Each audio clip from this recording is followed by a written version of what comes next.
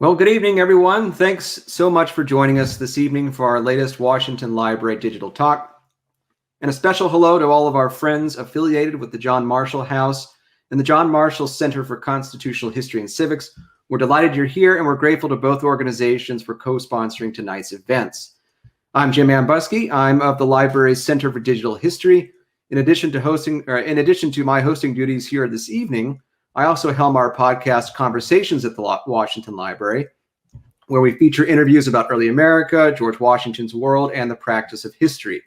And I encourage you to check out our most recent episode, which we published just today, which explores the long-lost journal of a German barber surgeon who participated in the transatlantic slave trade, a journal that was found by two historians buried in the Berlin archives. And you can find that episode, as well as the rest of our episodes, by going to our show's website, georgewashingtonpodcast.com. Now, we've got a great show planned for you this evening. We're going to learn a little bit about the Marshall House. We're going to learn a little bit about the Marshall Center. And we're going to learn a lot about John Marshall himself, the great Chief Justice who in many ways made the Supreme Court what it is today. And as one of our guests argues, helped keep the American Union together in its early years. As it happens, today is March 4th, the date of presidential inaugurations. And on this date in 1801, Chief Justice John Marshall administered the presidential oath of office to his cousin and his nemesis, Thomas Jefferson. We'll be talking with author Robert Strauss about his new book on Marshall in just a moment. But first, we're very lucky to have a couple of special guests with us here this evening to tell us more about the importance of preserving the past to help shape our future.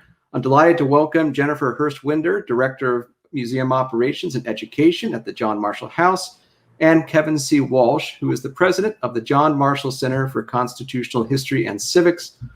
Welcome to you both. Thanks for joining us this evening. Thanks for having us. Thank you. It's our pleasure. Well, Jen, let's start with you. Tell us a little bit about the John Marshall House. What goes on there? All right. Well, so I am absolutely thrilled to talk to you today about the John Marshall House. But in order to really understand the John Marshall House, I'm going to tell you a little bit about Preservation Virginia. We're the organization that owns and operates the John Marshall House. Mm-hmm. And so we've been around for 132 years, and we're the nation's oldest statewide historic preservation organization. And so we actually own and operate the John Marshall House, Patrick Henry's House, Scotchtown, Bacon's Castle, Smith's Fort, Cape Henry Lighthouse, and also historic Jamestown. And so I have the opportunity to be the Director of Museum Operations for all of those wonderful historic places. But we're also an organization that does statewide preservation. And so there's a lot of places that we've actually worked with that John Marshall and his family would have interacted with. For example, we have been in coordination with the descendants community and advocates to support the creation of a 9-acre memorial park in Shockoe Bottom. And we've also worked to preserve Richmond's Randolph Masonic Lodge, which is also in Richmond. And both of those sites were included as part of our annual Most Endangered Historic Sites program. And so also we have a wonderful restoration team, and we've been able to restore John Marshall's childhood home, which was called the Hollow in Fauquier County. And we've also worked on places like Monumental Church, which was a church that Marshall helped found in Richmond. And so now I'll get to the John Marshall House. So the Marshall House was built in 1790 for John Marshall and his family, and he lived there until his death in 1835. At that time, it actually passed to his daughter and then his granddaughters before it would end up being sold to the city. Mm-hmm. So when John Marshall had this house built in 1790, it was already an urban setting. He owned one entire city block, and you can see the house there on the right-hand corner. Now, he would have only had to walk 2 blocks to go to the Virginia Capitol, where he would have worked and met his colleagues on a very regular basis. And the house was actually built in an area known as Court End, and his colleagues would have been other lawyers, doctors, very prominent folks in Richmond. He also would have had a smokehouse, a 1.5-story kitchen, 1.5-story laundry, and his 2-story brick law office on that one city block. Um, it's so it's sometimes referred to as an urban plantation. And I do want to note that at any given time, Marshall did enslave between 8 to 16 people on this property. People like Robin Spurlock, who was his enslaved valet. And so we've only begun to study the history of the Black presence here on this site, but we're continuing to research and working to build strong relationships with descendants of the people who were formerly enslaved at the site. So, I'm sorry. Go ahead. Go ahead. No, I was just gonna. You go ahead, and I've got a question about operations currently, but continue. Oh, absolutely. Yes. So, well, I'll kind of answer that right now. So we have COVID restrictions in place, and we have been for all of 2020 been offering digital programming because we really didn't.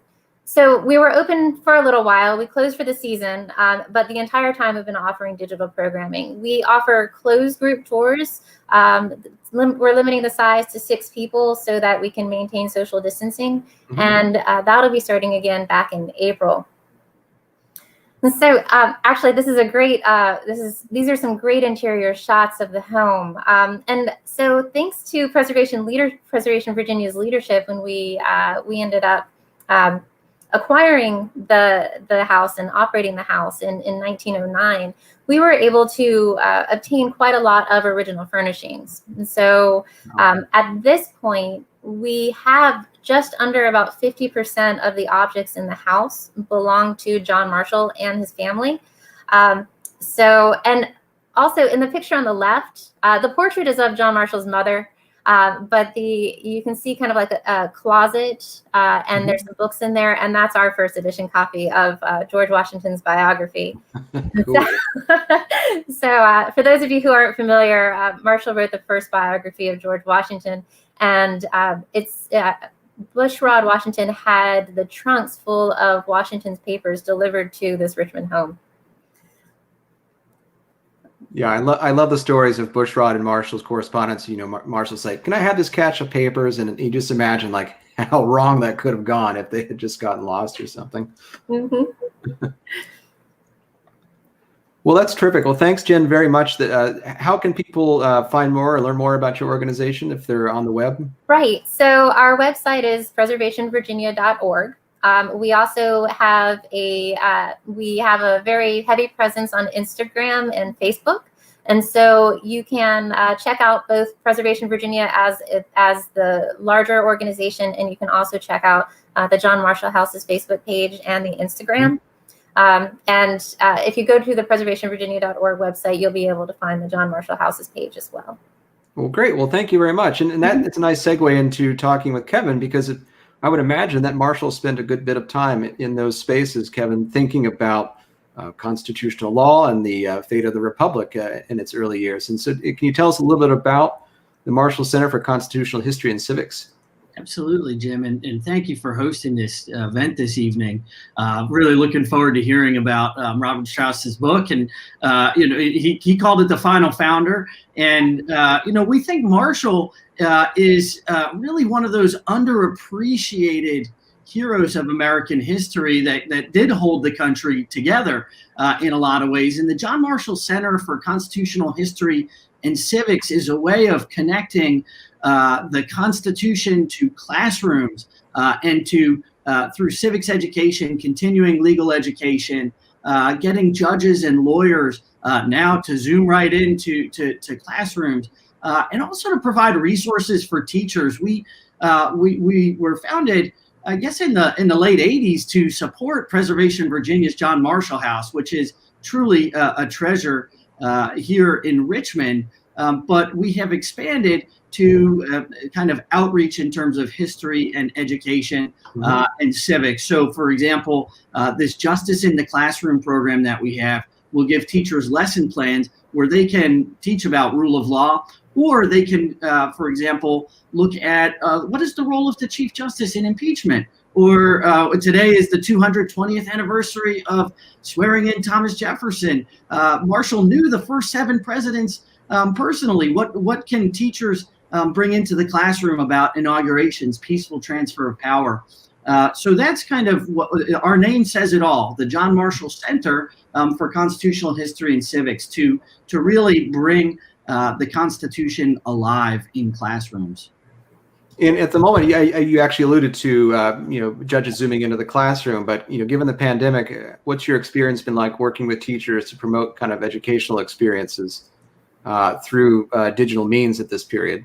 Well, we're all muddling through together. And so I think when you have online resources that people can use, that is a good thing. I mean, every teacher is doing his or her best to provide. And some of us, I teach law at the University of Richmond Law School. I have quickly learned, right, how to make interesting or uninteresting presentations. And so we have found it to be a challenge, but the teachers have risen to the challenge.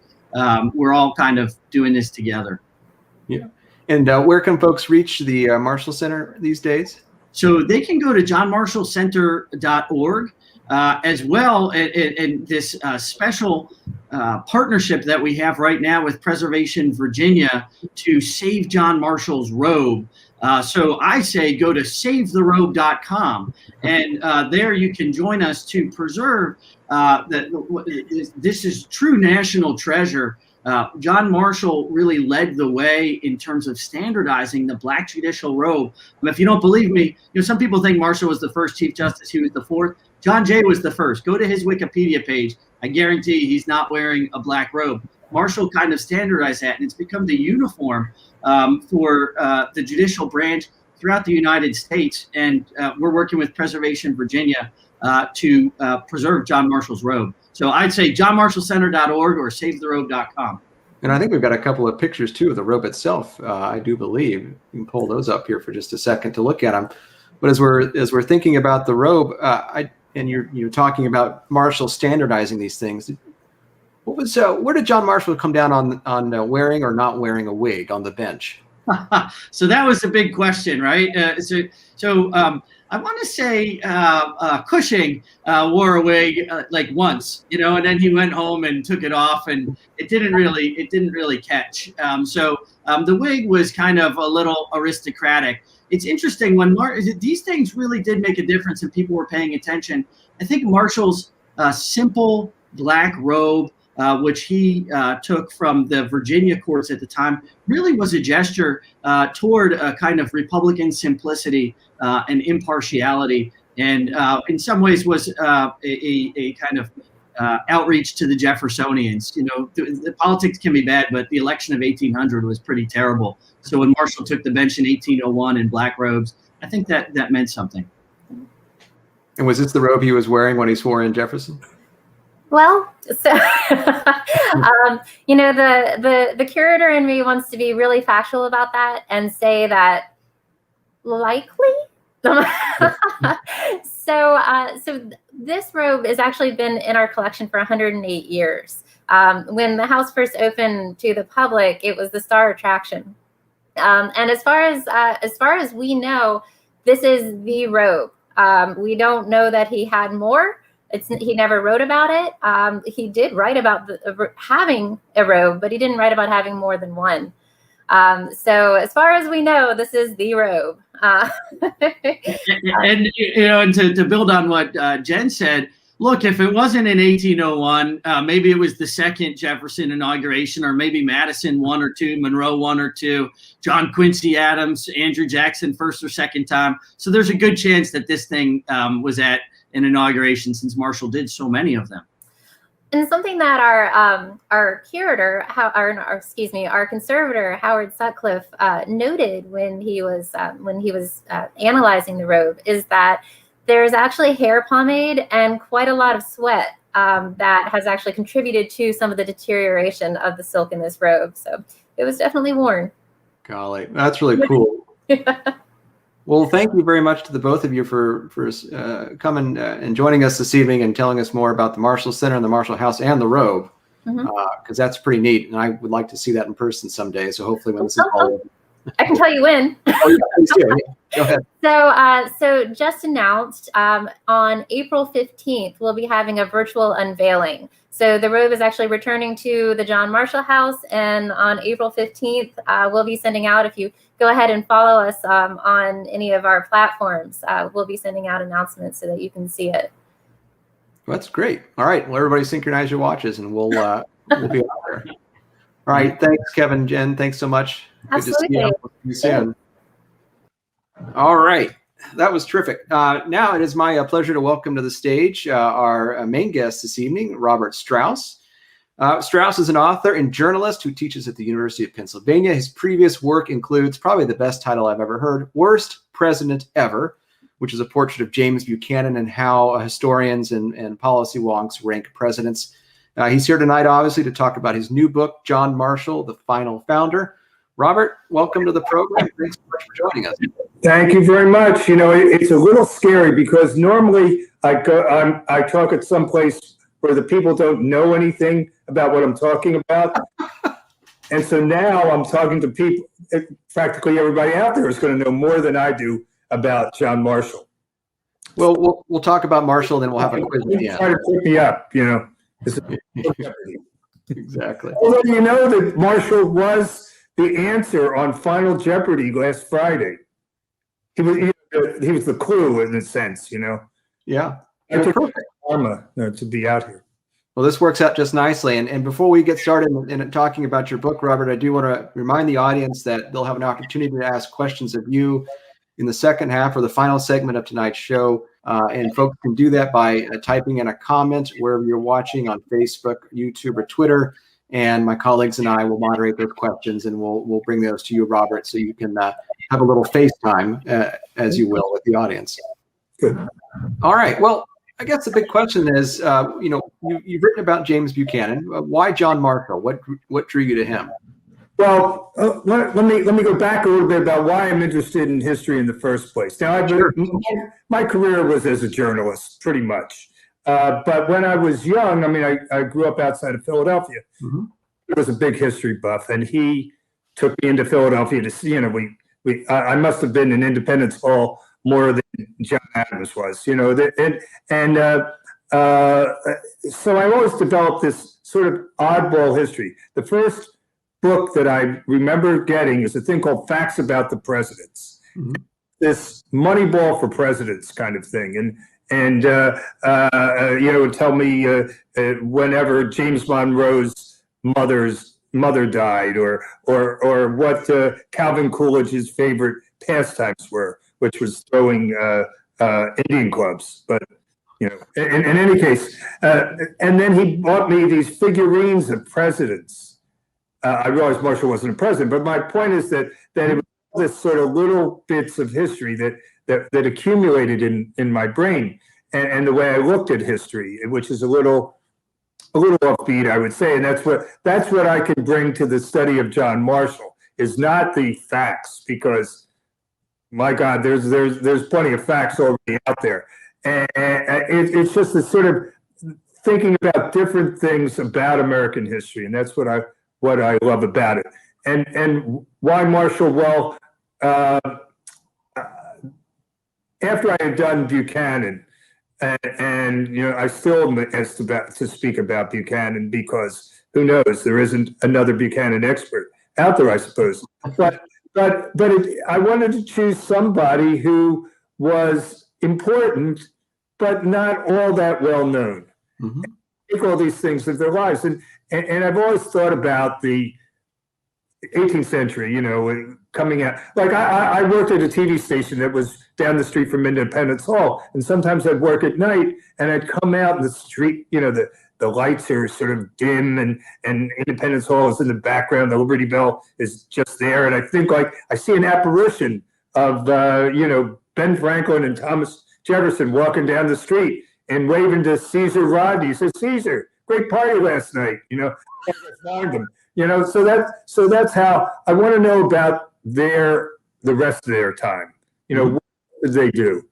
And Marshall, I feel, as I tell people, if Lynn Miranda had picked up a Marshall biography instead of Ron Chernow's a Hamilton biography, the musical would have been Marshall with 3 exclamation points. He had an interesting life. He just wasn't a guy who sat there with a quill pen writing Marbury versus Madison. Mm-hmm.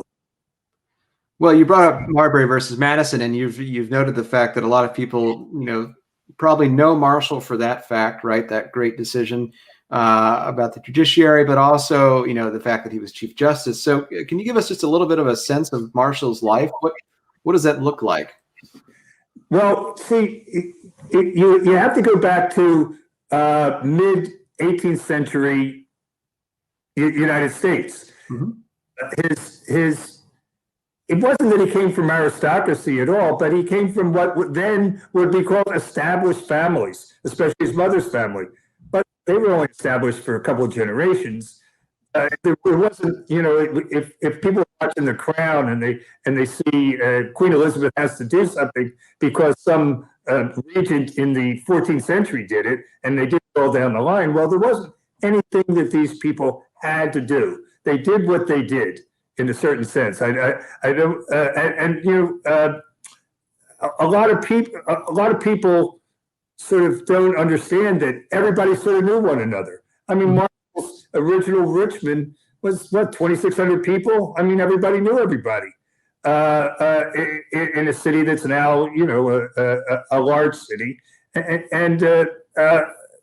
that Marshall's father was a friend of George Washington's, right? And now it means something. Maybe it certainly meant something there that somebody in the Tidewater was friendly with somebody way over in Western Virginia or whatever you want to call where they lived these days. So his life progressed in what would be steps that the same way somebody would move up the corporate or political ladder today, except the steps weren't as I don't know. They weren't concrete. People made their way the way they wanted to. Marshall went to virtually no school, right? He went to a year of boarding school once. He had a minister come in and teach him, and he went to like 5 seconds of law school at William and Mary. Yet he was able to thrive. I mean, George Washington didn't go to college either. It was just a different kind of growing up, and we sort of want to say, "Oh, the founders did this, or the founders did that." Well, I mean, the founders, drank a lot of Madeira too, and they were roués, or they liked to play. Like one of the things Marshall was he was probably he was sort of like the gym teacher at Valley Forge. He would make up games. He was the fastest runner. There was a diary entry of somebody, or a journal entry, of somebody that said, well, he could jump over a pole that was suspended on 2 people's heads. Well, that's pretty good. He would have made the Olympics if we had the Olympics then. So, and I think that he probably did it to keep spirits of the troops. I mean, Valley Forge was sort of a rough time, as we all know. But it was that kind of thing. So you progressed on from that, and whether you were Marshall or somebody else, and you built on being in the military, or you quit the military, and you start going out with the daughter of a prominent person in town, and then you go to Philadelphia because you needed smallpox. That's another one of the great myths. I love knowing about the myths, and apparently, current to these times, Marshall wanted to get inoculated from smallpox. So apparently, there were rules in Richmond where you had to get everybody, just like anything else. It was like zoning. You had to get everybody's approval that you were going to get inoculated who lived all around you, because they didn't want to catch it. And so the way to get around that for him was to go to Philadelphia, that libertine city. And so the legend is that he walked to Philadelphia in 5 or 6 days, which is virtually impossible today, but it certainly was impossible when you had to go through weeds and trees to get there. So presuming he did, we'll just say that he did. It just shows you what Moxie would do and how the legend grows up around you. Mm-hmm, mm-hmm. Well, let's talk a little bit about his relationship with George Washington. You mentioned Washington just a second ago, and as Jen pointed out when she was on, the background there of the study, or at least the kind of dining room, or not dining room, but the living room, there was a set of Washington biographies by John Marshall. What was their relationship like? I would say that Marshall was Washington's chief acolyte. He was presumably they met at Valley Forge. Now they could have met before because his father knew him. I can't say for that, but certainly they met at Valley Forge. We forget that Valley Forge wasn't 600,000 soldiers. It was in the low tens of thousands, and maybe not even that. So if this guy was a junior officer, he certainly had contact with them. Probably made the contact because they weren't doing anything in Valley Forge. They might have planned battles, but they weren't actually having them. So they probably met there. He probably impressed him in some way. He followed him. He was a soldier through New Jersey. Then he quit. But later on, Washington sought him to be in the cabinet. He offered him a couple of cabinet posts or attorney general posts, not necessarily cabinet, but high judicial posts, which he refused. And then there was a time that Marshall came with Bushrod Washington to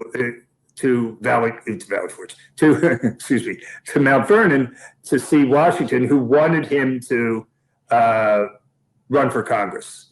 And Marshall viewed it as a losing proposition because he was a Federalist in a Republican area. But still, he tried to, after being there a couple of days, he tried to escape. And Washington knew he was trying to leave and came out in the morning and said, I'm sorry you're doing this. You're running.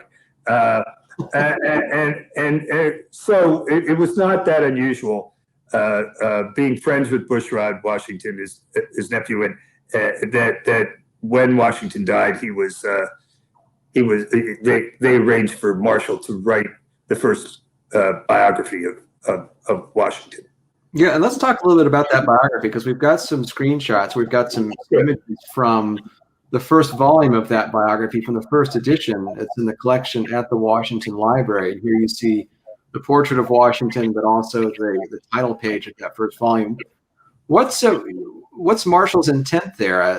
What does he hope to accomplish by writing this mammoth work? Well, here, the thing is that Washington's died. Marshall gave the eulogy for Washington in Philadelphia, and here's something: the thing of space and time in the 18th century, we forget. It took several days for the news of Washington's death to get to Marshall in Philadelphia. There was no I-95. It didn't come up. There wasn't even any Washington then, obviously. So the rider obviously had to switch horses, had to go over stumps, had to get his GPS out. I don't think they had GPSs on the horses, but maybe they did. Anyway,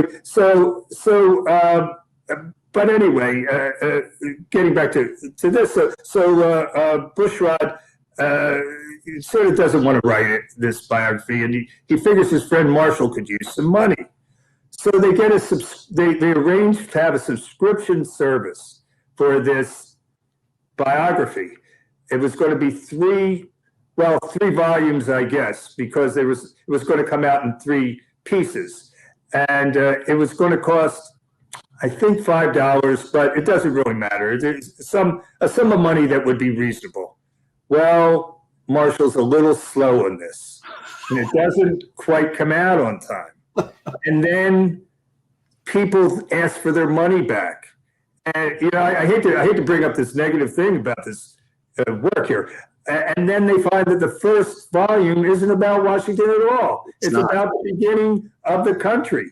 So, these people hungering for a Washington biography, the same way they're looking for a Stephen King novel, don't get it. And this publisher in Philadelphia, then the backstory is it starts coming out, and the John Adams, who of course knows Washington, thinks it's like turgid. It's like too slow. It's late. It's years late. So in the meantime, there's this guy who is selling it who's working as a salesman for this publisher in Philadelphia named Weems. And we know him as Parson Weems. And he picks up on the idea, well, I can write a better one than this. And he writes the myth of George Washington. He writes the cherry tree, all the stuff that we know, I don't know if he had wooden teeth in the story, but whatever it is, and then he qualifies it as he calls it some sort of euphemism that's not, it's not fiction and not nonfiction. It's somewhere in the middle. So, but I'm sure that Marshall was incredibly disappointed, because I'm sure he viewed this thing as being up there in everybody's house, with the Bible and their kids' drawings or whatever else everybody would have. So, but it is lots of famous people have written biographies of Washington. Washington Irving, for instance, wrote one. Henry Cabot Lodge wrote one. So there are other prominent people, not just historians, who loved Washington. And so I think that Marshall wanted everything about George Washington to be in this book. Everything that he thought, everything, he viewed him as this wonderful man, and he wanted to write a wonderful man biography. As a writer, can you sometimes find yourself sympathizing with Marshall, who labored over this work, and sometimes it worked and sometimes it didn't? Exactly. Well, I mean, that's why in this particular book, I try to interspersed in my book are little essays about American history that Marshall inspired me to write in a certain sense. And Marshall almost became president in the craziness of, he was suggested, I wouldn't say almost became, in the craziness of the 1800 election. And so I have a section of other people who could have been president, or at least I view could have been president. Henry Clay, Adlai Stevenson, Jefferson Davis, so on. I think that yes, even though there are more biographies of Marshall, there are fewer biographies of any sort of James Buchanan. But I knew I wasn't there. It's like and I know that I view things differently from what I call real historians who really want to get all the facts out and can write a big book. Well, I don't want to write a big book. I want to write a storybook for people to get inspired to look up the things, to look up Valley Forge. Now, Valley Forge, we know it's like, Valley Forge, everybody died. They had rags for shoes and, starved to death. Well, that's not the real story. That's part of the story in a sense. If they all starved to death, we wouldn't have won the revolution, would we? So it was tough, but it wasn't, it wasn't the Bataan Death March either. Yeah. Well, speaking of inspiration, we'll be coming up on audience questions in a few moments. So I just want to remind the folks at home that if you have a question for Robert, please do type those in the comments, and we'll be collecting those, and we'll turn to your questions here in about 10 or 15 minutes or so. Robert, one of the key things you discuss in your book is this idea that Marshall, as head of the court in the early 19th century, really helps to keep the Union together in the period after the Constitution is adopted. How did he and the court accomplish this, in your view? Well, it's a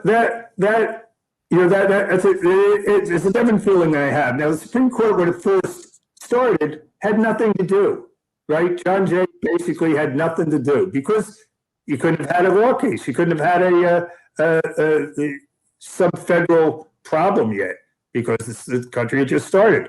One of the things that what people would be appalled at if they happened today is that Jay went off as he was Supreme Court Chief Justice. He went off and negotiated a peace treaty with England in England. He wasn't there. One of the reasons that Marshall became Chief Justice is that the third Chief Justice went off to Europe to negotiate as well as he's Chief Justice, and he's stuck there because he gets sick. So they need a new Chief Justice.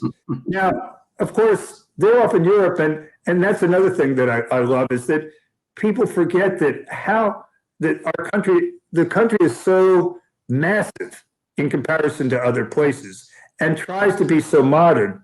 But how did the people in Massachusetts know what the people in South Carolina were thinking? It took, days, if not weeks, to get a letter there. How did Madison tell Jefferson what was happening when it took in France, when it took, if they were lucky, 3 or 4 weeks to get their message over there? When Marshall was negotiating what became the XYZ affair, how did he know what the administration wanted him to do? So I feel that Marshall is sitting there waiting for the right job. He refuses all these jobs, but he does take Secretary of State. And meanwhile, of course, he was Secretary of State and Chief Justice at the same time. I'm sure if John Roberts was, asked by Biden to be Secretary of State, he would have to quit one or the other, but who knows? But in any case, and he finally finds that Chief Justice is the job he wants because he can see where things are going, where the conflicts are going between the newly found parties, the Federalists and the Republicans, and he can see that where the splits might happen between legislative and executive things, people not listening to something, and he can see to build up the Supreme Court or the courts in general as the arbiters of this, and in the sense preserving the country. I feel like it was preserving the country. You can't prove the negative, but I don't see anybody else saving it the way you did. Washington, of course, but now Washington's gone, and that's the thing. If anybody who's watched Hamilton can understand, once Washington's gone, they're the great beginner of the country. Somebody has to take over, and all these people do want to take over. I mean, they are pretty smart people, Adams and Jefferson and all, but they need somebody like Marshall. If it wasn't Marshall, it would have to be somebody else doing it. Well, as you said, part of what you're doing in your book is explorations of an American history. And I did love the opening introduction where you talk about your father dragging you to all those different places when you were a kid. And as a graduate of the University of Virginia, I have to ask, and I have a larger question about the humanities here in a second, but would you mind telling a story about the time that your father essentially browbeat an archivist at the UVA collections to pull out Jefferson's will? Anybody who's a friend of mine who's on this and knew my father from when I would of course believe that he would do this. He was a small round man who was a lawyer and a municipal judge for some time, but he was a big history buff. And so in 1961, when it was the Civil War centennial, he determined we were going to leave our sacred home in New Jersey at Christmas time and take a little drive around. Well, we went to battlefields. We did frankly more Civil War than that. But we get to Charlottesville, and he's like enamored. And I don't know what was going on in his head, but we go into the library or wherever the archives were, and he says to this guy, "I want you to bring out Jefferson's will. I got to photograph Jefferson's will. Judge so and so, like a guy he made up, right? Judge so and so said I could come here and do it." And the guy must be little also, and he's just fearful. He says, no, sir, we can't do that. We can't do that. We can't bring out that. And he says, well, Judge so and so said it was okay. And finally, the guy does do this, and my father photographs it, and he framed it. It's in 5 pieces, and he put it on his office wall, and now I have it on my office wall because, you know, I'm sure any whatever they do now with Jefferson's will in digitally, it's much better than what I have, except that I have the story. So Yeah, I don't think they would.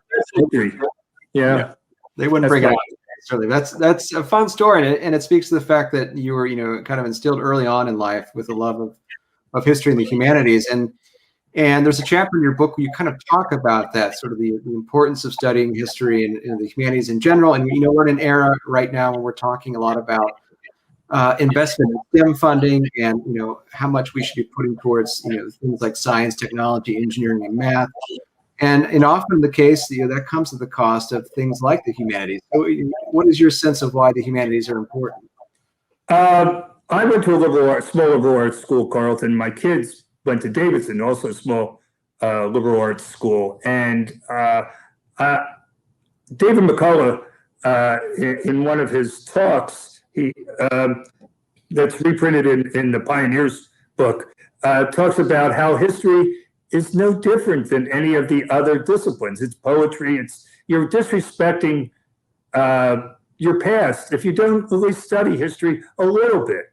You know, we talk often about the fallacy of the immediacy. You know, what's happening now is the most important thing. Well, it's the forest for the trees argument. You know, yes, of course, it's all around you in social media. You don't even have to have social media. It's all around you, what is happening today. You know, I'll say, like, somebody will say, well, that was the greatest World Series. And I'll think, like, yes, since last year, right? Because this is what's happening now. And when I would go out to talk, certainly, it was for the Buchanan book, it was the time of the 2016 election. And people would say, oh, my God, this is the worst possible thing. I said, oh, no, you know, like 1856, 1800, you know, like if you go back, American history doesn't go back that far. You know, you can, you know, people should one of the things that I believe I put in my book is the Marshall's great decisions were great decisions. But when you read the rudiments of the cases, it's almost like you could have a sitcom. Marbury versus Madison could really be, if you wrote it right, a sitcom. You have these. It would be too much to go into it. But one of the basic things is it wouldn't have existed had Marshall, as Secretary of State, gotten Marbury's commission out. So you know he's conflicted. Well, who would allow Marbury versus Madison, or at least Marshall, to decide Marbury versus Madison today? They would be appalled. They would say, "What a conflict of interest!" Mm-hmm. I mean, they're looking for the last 3 Supreme Court justice hearings about. I won't get into the sexual part, but other things about their particular conflicts of interest. Well, that's nothing in comparison to the greatest decision that America had. Well, at the end of the day, then, Robert, you've called your book John Marshall, the Final Founder. Why is Marshall the final founder? He's the last guy working.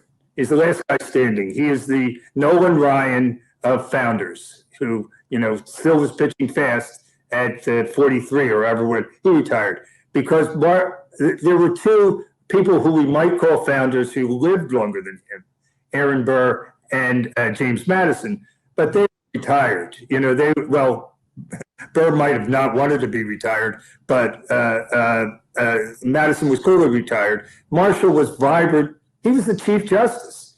I mean, when he comes to, I can't believe, I mean, I live in Philadelphia. I had an operation last year in the same place where John Marshall died, the same building, the first hospital in the United States. He comes up, he's got kidney stones.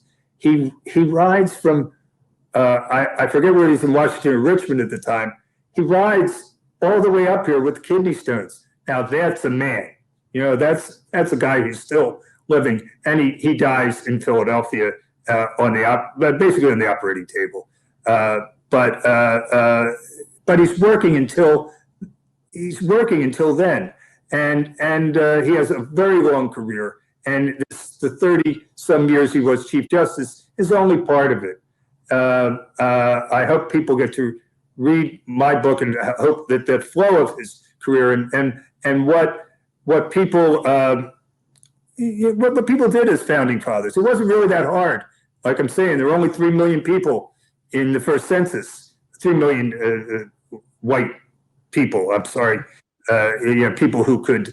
Well, of course, then there were women, so presumably there were even less than that who could have been founding fathers, and many of these people wanted to live way out in Western Virginia. So if you really wanted to be a founding father and you had a little moxie in you, then you probably would be able to do it. Well, we're about to turn to audience questions, but I guess I have to ask. Not John Quincy Adams Marshall is your man? Yeah, well, I guess so. John Quincy, he has an asterisk. I mean, he did go off with his father, but he was a little young when he first started. He was still, 10 or 11 when he's in England with his father. So I don't count him. He's too young. He'll be the Roger Maris of the founding fathers then, with the asterisk. Yeah, that's true. That's true. All right. Yeah, Hey, Robert, we could probably talk all night, but let's get to some audience questions, because I know they're coming in. And Gwen would like to know, how do you see Marshall's personality in generally? Was he serious? Was he heavy guy? Humorous? It's probably easy to look at this guy and think he's a lawyer and very serious and whatnot. But what's he like? No, he was one of the great partiers of his time. He would so they did a thing called riding circuit when they were Supreme Court justices. They had, each of them had certain states, and he had North Carolina and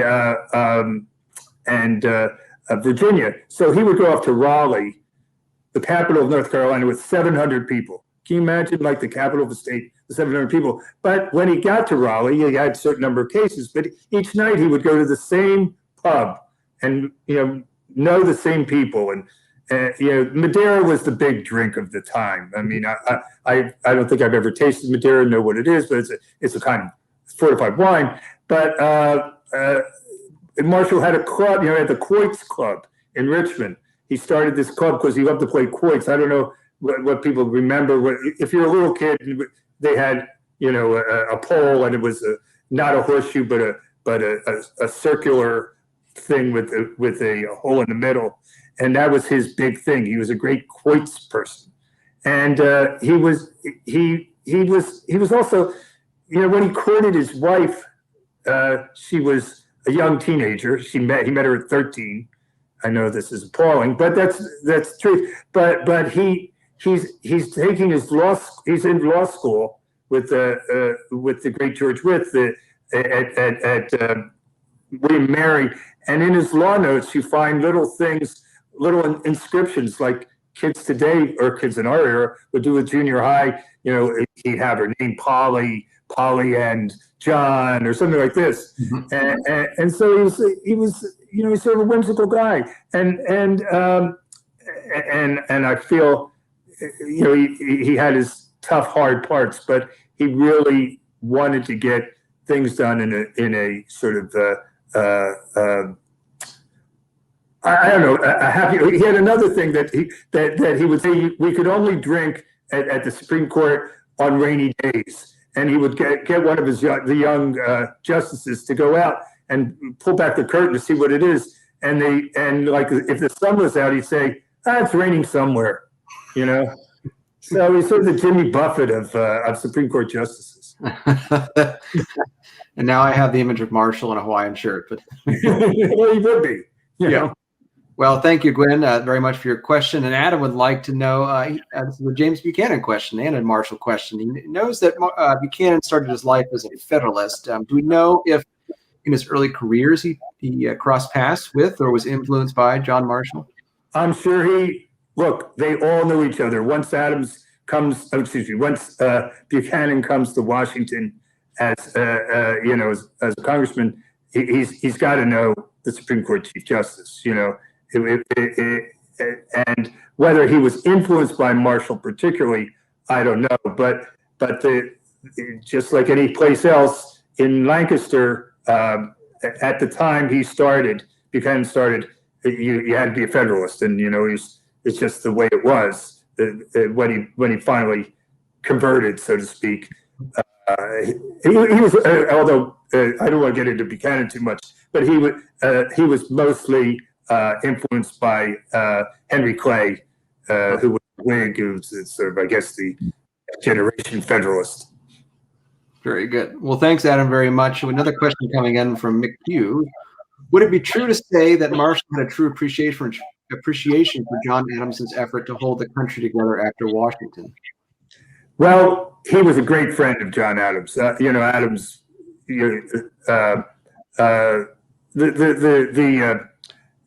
one of the mythical probably conversations was when they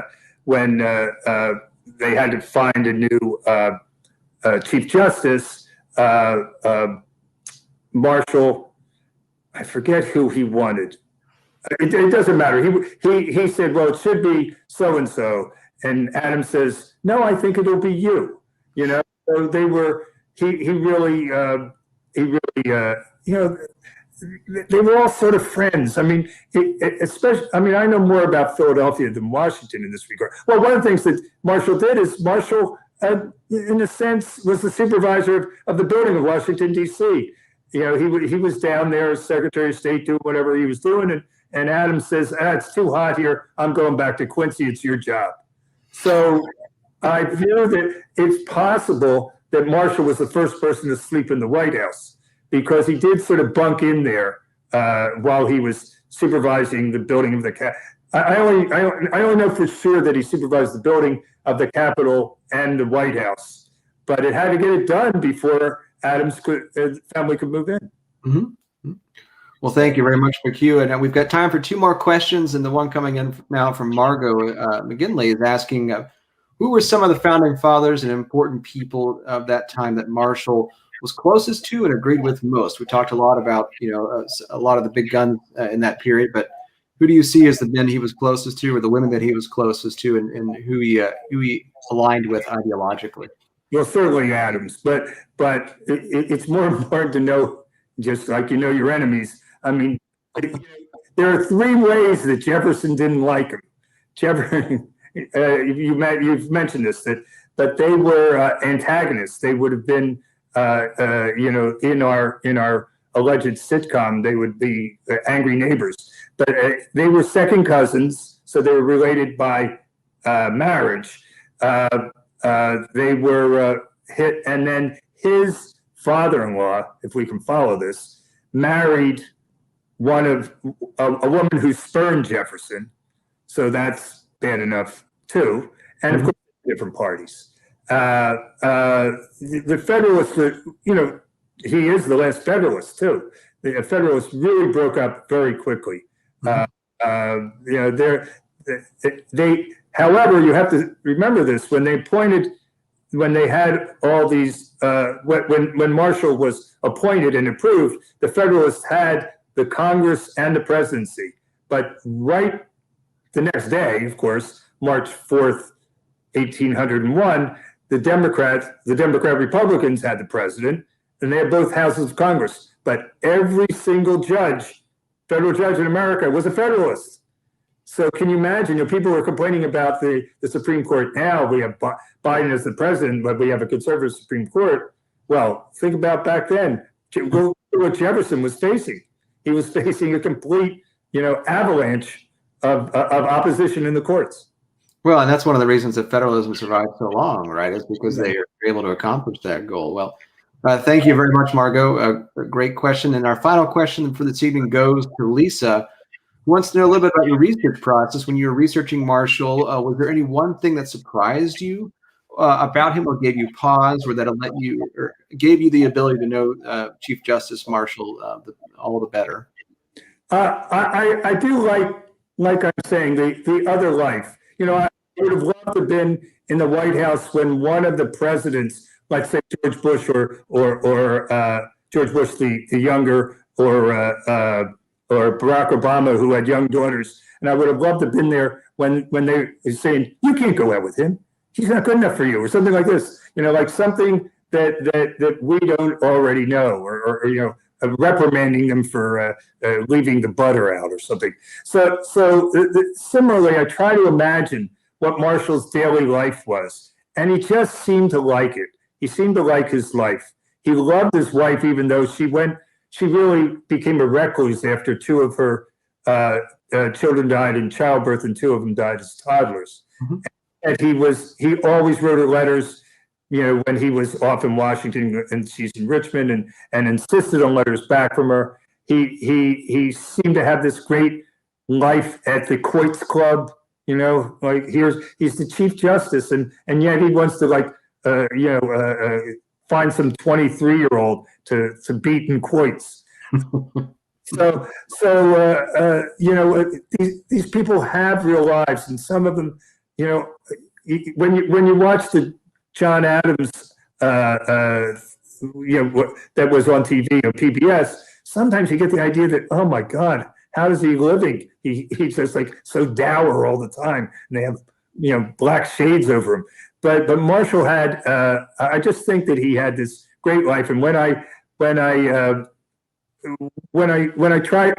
something that is factual, I try to imagine what he's thinking, and that's what history's about. And I encourage everybody to find some little aspect of history. By the way, one of the student I mentor at Carleton, and we decided to start a podcast called Stand Up History, and we've only done one so far. That's the life of podcasts. I don't know that many people listen to them except us, and we had such fun, and we're just trying to find sort of humorous aspects of history. They don't have to be exactly humorous all the time, but American history, when you try to encapsulate it, the best thing is to find something where you're interested in, and you're in your head, you're saying, well, what really were they doing? What were they doing at the time? What were they thinking?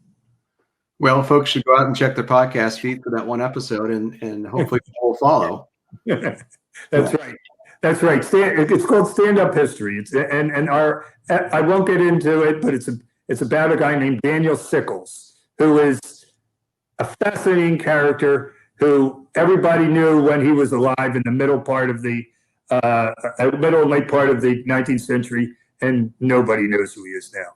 But he was a fascinating character. Well, that's a good teaser. Well, Robert, thank you very much for spending your time with us this evening. We really appreciate you coming and talking with us about John Marshall.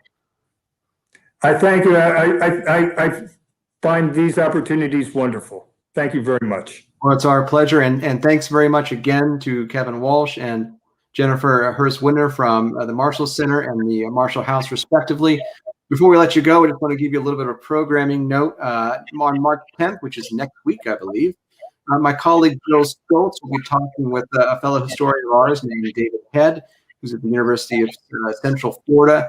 And David has written a recent book about the Newburgh Conspiracy of 1783. And be sure to check out and sign up for our Michelle Smith Lecture Series, which will take place over the course of March, April, and May. And the series explores the founding moment in considerable detail. And you can find more information about the Michelle Smith Lecture Series, about March 10th and the David Head Talk, to watch the replay of this talk or to watch the replay of any of our talks by going to www.mountainvernon.org/GW Digital Talks. Thanks again, Robert. Thanks again, Jennifer and Kevin. I just want to thank Jeanette Patrick and Samantha Snyder behind the scenes there for operating all the cameras and working to collect all the questions. Your help is appreciated as usual. Couldn't have done it without you. Good night, everybody, and we'll hope to see you back here real soon.